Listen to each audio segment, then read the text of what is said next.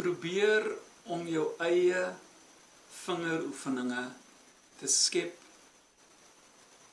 te maak, te create, deur net eers dit van die uitgangspunt af van 'n C-majoor patroontjie te doen.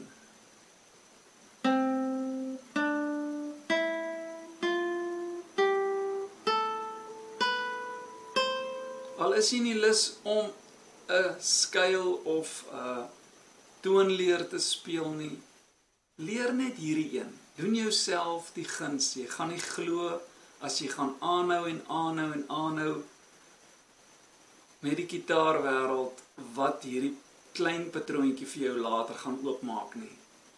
So uit hom moet jy self probeer begin vingeroefeninge doen. Jy begin gewoonlik nie op die derde snaar nie.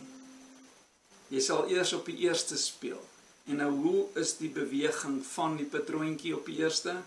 Eerste vinger, derde vinger, vierde vinger.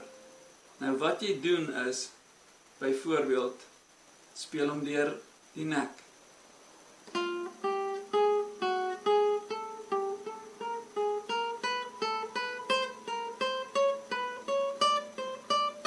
Dis een manier. Sê nou maar jy vat die tweede snaar, hoe sy beweging.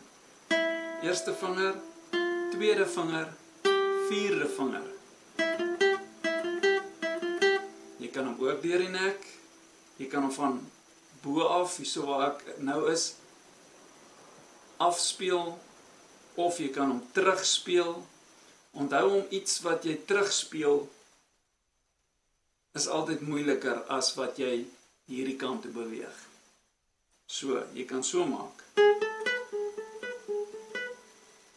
Echo hom sommer 3 keer.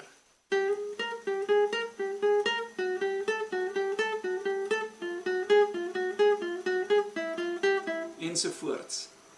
Gaan kyk bietjie wat jy met die patroontjie kan doen. Jy breek hom dus net op. Gee dit 'n go.